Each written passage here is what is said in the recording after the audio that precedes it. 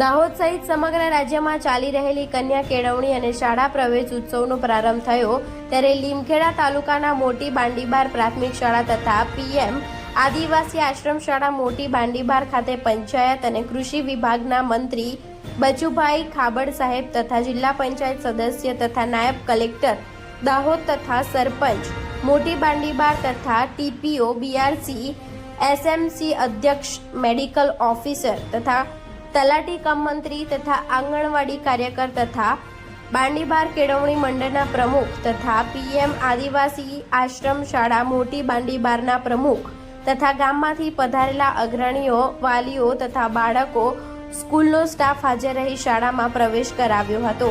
મંત્રી બચુભાઈ ખાબડ સહિતના મહાનુભાવોએ દીપ પ્રગટાવી શાળા પ્રવેશનો શુભારંભ કરાવ્યો હતો।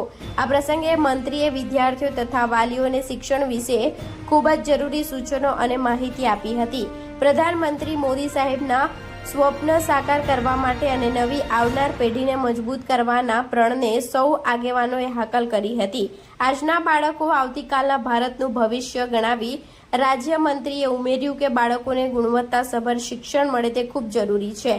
આ પ્રસંગે પ્રવેશ લેનારા બાળકોને દાતાઓ તરફથી સ્કૂલ બેગ, વોટર બેગ વગેરેનું વિતરણ કરવામાં આવ્યું હતું। આ પ્રસંગે મંત્રી ખાબડ સાહેબે વૃક્ષારોપણ પણ કર્યું હતું। Reporter Hasmukh Prajapati, Gujarat crime news, Limkheda.